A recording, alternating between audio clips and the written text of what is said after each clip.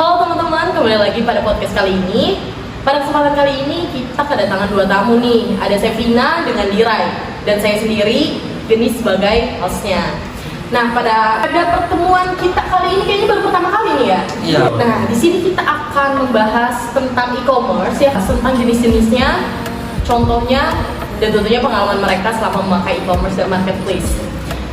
Baik, sebelum itu kita akan lanjut ke pembahasan pertama, yaitu kita akan menelaah sedikit apa itu e-commerce.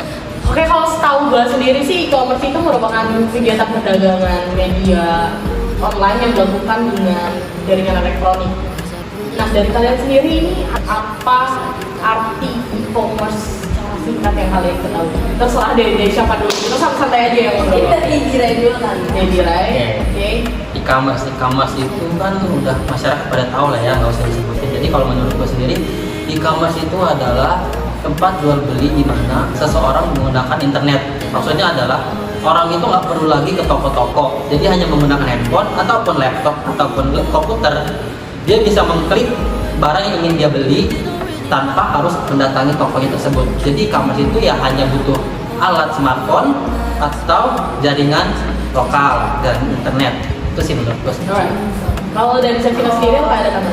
Kalau menurut gue sih kayak e-commerce itu situs online yang berdiri sendiri buat kayak menjual barang atau jasa kepada pelanggan gitu kan. Kayak contohnya dia dibuat menggunakan platform kayak dari Shopify gitu. Terus ada WooCommerce, terus ada satu lagi itu ada Magento. Oke. Gimana kita ngomongin e-commerce? Pasti tidak jauh dari marketplace. Marketplace sendiri ini wadah ya, wadah model dari e-commerce yang berperan sebagai perantara antara penjual dan pembeli. Nah, dari kalian sendiri nih, menurut kalian marketplace itu apa? Marketplace itu kayak kita bisa di dalamnya itu kayak bisa dijumpai banyak penjual gitu kan, kayak tujuan mereka sama untuk menjual kayak produk mereka kepada pelanggan. Contoh-contoh dari marketplace ini mungkin teman-teman sudah pada tahu semua ya, apalagi kalian yang sering berbelanja online. Itu ada Shopee, Tokopedia, Blibli, Lazada, Terus juga ada Amazon. Di sini mungkin kita jarang mendengar Amazon. Mungkin kecuali orang-orang yang sering berpergian ke luar negeri. Nah, Amazon ini merupakan salah satu jenis transaksi luar negeri yang sering kali dipakai. Dari Diray sendiri ada yang diomongin mengenai Amazon? Amazon ya. Kalau menurut gua Amazon itu adalah tempat jual beli di mana semua negara bisa menjumpai atau membelinya, dan itu adalah multinasional. Semua barang keperluan baik itu rumah tangga atau elektronik dan alat-alat lainnya itu ada di Amazon. Sehingga itu adalah salah satu perusahaan terbesar yang menurut gua itu berhasil membuat semua orang memiliki rasa puas karena membeli barang yang diinginkan. Karena Amazon sendiri menurut gue juga benefitnya untuk orang-orang tuh sangat Besar. besar ya, karena itu juga kayak membantu orang-orang yang sering berpergian nih ke luar negeri sama beli, jadi kayak dia lebih mudah untuk melakukan transaksi. Salah satu transaksi yang gue tahu tuh PayPal. Nah, ya kan, apalagi nih biasanya K-popers yang sering beli-beli PC segala macam itu pasti biasanya melakukan transaksi melalui PayPal ini. Oke, setelah kita membahas PayPal ini, kita mau masuk ke pembahasan selanjutnya nih. Gue penasaran sama jenis-jenis e-commerce. Mungkin banyak teman-teman di rumah ini belum tahu. Nah, karena di sini banyak banget ya jenis-jenis dari e-commerce, mungkin kita akan menyebutkan 3 aja kali ya, menjelaskan 3 aja, nggak usah banyak-banyak ya. Dari B2B, B2C, dan juga C2C. Gue pengen deh Diray ngejelasin B2B, lo B2C dan gua C2C. Gimana Diray? Boleh. Pandangan lo terhadap B2B. B2B itu pastinya perusahaan. Sebelumnya pada tahu nggak nih B2B itu apa? Oh ya, B2B adalah singkatan dari bisnis to bisnis, di mana perusahaan itu jika membutuhkan peralatan kantor, pasti dia akan membeli di produsen. Dan itu tentunya akan memudahkan perusahaan tersebut. Kenapa? Produsen itu pasti membuatkan barang-barang yang sangat banyak, apalagi perusahaan kan pasti butuh barangnya banyak. Jadi otomatis ya masuk ke produsen. Berarti ini singkatnya tuh dari perusahaan ke perusahaan ya, Betul, karena perusahaan. jadi yang membutuhkan produksi dan dibeli oleh perusahaan juga yang membutuhkan barang tersebut. Oke, selanjutnya kita beralih ke B2C, yaitu business to consumer. Bisa dijelasin? Jadi dalam jenis e-commerce ini itu perusahaan itu menjual produk atau layanan kepada konsumen, ya kan? Terus secara umum itu dia Masuk ke B2C. B2C itu business to consumer yang akan dijelaskan oleh Sevina. Gimana pandangannya? dalam jenis e-commerce yang ini itu kayak perusahaan itu menjual produk atau layanan kepada konsumen. Secara umum itu e-commerce B2C hanya terlibat dalam industri retail. Jadi aktivitas ini termasuk ke dalam kategori jika kita membeli barang terlebih dahulu di toko online gitu, baru kita bisa masuk ke industri retail itu. Retail itu sama kayak eceran ya berarti Iya. ya? Sama ya? Jadi harganya tuh bakal miring. Oke. Oke, teman-teman, yang terakhir akan membahas C2C. Nah, C2C sendiri ini merupakan consumer to consumer. Nah, teman-teman di rumah mungkin pernah ada yang memiliki barang bekas yang akan dijual kepada orang lain melalui internet juga. Nah, kegiatan tersebut termasuk ke dalam C2C ini, ya, di mana transaksi yang dilakukan oleh dua orang. Nah, kayaknya kurang pas nih kalau misalkan kita tidak menjelaskan juga apa contoh-contoh dari e-commerce. Tadi kan kita sudah membahas jenis ya. Kemudian kita langsung ke pembahasan selanjutnya, yaitu contoh-contoh dari e-commerce tersendiri. Nah, gue pengen dengar nih contoh dari B2B, business to business dari Dirai. Apa aja tuh, Rai? Kalau dari B2B sendiri itu yang Ya. gue tahu contohnya ada dua ya. Yang pertama itu ada Electronic City dan yang kedua ada Ralali. Oke. Selanjutnya, Sevina. Kalau contoh dari B2C itu kayak ada Gramedia, terus Lazada, Blibli. Oke. Kalau dari C2C sendiri itu ada Tokopedia, Shopee, di mana marketplace yang di dalamnya ada apa ya namanya? Pokoknya untuk menjual barang bekas, ini kayak gitu. OLX, salah satunya OLX.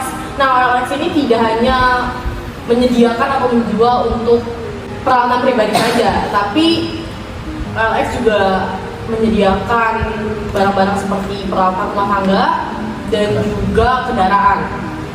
Karena dari tadi kita udah bahas tentang e-commerce itu apa, marketplace itu apa, jenis dan contohnya. Sekarang gue penasaran nih, kalian ini pasti sering kan belanja online. Nah, pernah nggak mengalami kendala? Sering juga di jalan. Ya ada aja. Ada aja. Ada. Dirai gimana? Kendala apa yang pernah dialami? Kalau gue sih biasanya beli barang yang gue pengen, tapi pas datang itu beda barangnya. Waduh, kayak Tidak penipuan nggak itu udah masuknya? bisa jadi juga. Tergantung dari toko sih ya. Betul. Beli barang yang gue pengen tapi yang datang beda. Jadi ya menurut gue si tokonya sih yang harusnya Tapi sorry ya dipotong, Iya, tapi iya. yang diomongin Dirai tadi, gue langsung diingat banyak banget ya masyarakat kayak kita nih beli terus barang yang nggak sesuai, tapi yang disalahin bukan pihak toko, bukan pihak seller, tapi kurir. Gimana tuh menurut kalian? Ya menurut gue sih kayak ya kesel juga nggak sih kayak lihat kurir dimarahin padahal dia tuh nggak salah, itu tuh kesalahan dari Sellernya, ya kan. Terus juga ada kayak waktu itu gue lihat di TikTok ya, Iya. kayak ibu-ibu ini nih pembayarannya tuh lewat COD gitu, tapi pas datang pas dia minta kurirnya minta bayaran gitu, terus dia nggak mau karena Barangnya nggak sesuai. Nah, gitu. sering. Padahal itu udah dibuka, jadi Iya. itu nggak boleh kan, Nggak dia harus boleh. tetap dibayar. Gue nggak ngerti, tapi menurut gue orang-orang yang membeli melalui offline juga harus teredukasi ya. Mohon maaf nih ya, mohon maaf nih. Ya harus paham gimana cara paymentnya. Pasti kan masing-masing dari marketplace itu kan pasti ada term and conditionnya nih. Jadi tuh menurut gue mereka harus paham itu sih. Jadi itu udah di kurirnya, udah uangnya nggak dapet, terus bikin nama jelek sellernya juga. Ya nggak apa-apa sih kalau misalnya memang salah hati seller ya. Cuma ini udah banyak banget kayak muak banget, gue kayak ini jahat banget. Kalau aku itu sih harus paham dulu nggak ya, sih? harus tahu dulu. E-commerce gitu. Udah emosi nih ya kita ngomongin kurir. Selanjutnya gue juga ada pernah baca salah satu OP ya di Twitter. Jadi dia tuh buat post, jadi di dalamnya tuh dia mengalami kerugian. Dia udah membeli banyak banget barang. Ini gue boleh nyebutin nggak ya? Nggak apa-apa kali ya. Di Oren. Oren. Membeli di Oren. Jadi habisnya tuh sekitar banyak ya, sekitar 4 jutaan gitu. Tetapi ada yang aneh. tiba-tiba harga yang seharusnya misalkan 4 juta tapi malah bertambah, kenapa 4.500.000, 5 juta. Dan kalian tahu apa itu penyebabnya? Apa itu? Kalian pernah lihat di dalam Shopee ada yang namanya proteksi keamanan yang ada 500 rupiah, 1.500 ribu. Nah, menurut gue tuh itu juga salah satu yang merugikan ya. Merugikan, kenapa gue di sini bilang merugikan? Karena tidak semua tahu. Karena di situ biasanya otomatis. Kalau kalian ingin mengklik bayar di situ, itu tiba-tiba langsung ke checklist gitu aja. Jadi bagi orang-orang yang kayak ibu-ibu, anak-anak mungkin tidak memperhatikan atau mungkin yang memang nggak tahu gitu ya. Dan menurut gue itu merugikan banget sih, karena misalnya kita membeli, contohnya kayak tadi banyak barang tiba-tiba 500.000 cuma buat proteksi keamanan, terus gue kayak Nggak masuk akal. bukan penipuan sih, tapi ya memang otomatis kenapa itu merugikan sih menurut gue. Karena kalau kita ngomong e-commerce itu kayak nggak ada ujungnya, kita dilihat untuk ngecek di situ tuh. Oke teman-teman, kayaknya waktunya udah cukup ya. Mungkin kapan-kapan kita bisa ngobrol lagi kali ya. Bisa, sebab Ya, kita udah kayak emosian bareng nih, kayak sama-sama emosi ngomongin e-commerce, ngomongin marketplace. Tapi emang gak ada ujungnya sih menurut gue nih ya, buat teman-teman di rumah nih ya, buat kita juga ya. Kalau kalian mau beli sesuatu di internet, hati-hati, awas. Tuh ada di sini. Dan awas data kalian, segala sesuatu yang ada di HP kalian, di gadget kalian juga bisa berpindah tangan ke orang lain. Jadi pokoknya kalau misalnya ada link apa-apa nih ya buat masuk ke dalam e-commerce dan lain-lain, itu mendingan hati-hati sih ya. Karena udah banyak banget hal kayak begini terjadi. Apalagi nih, kayaknya udah dia ya. Nanti lagi kita ngobrol-ngobrol ya. Oke, segitu aja teman-teman. Semoga terhibur dengan podcast kita kali ini. Selamat datang kembali.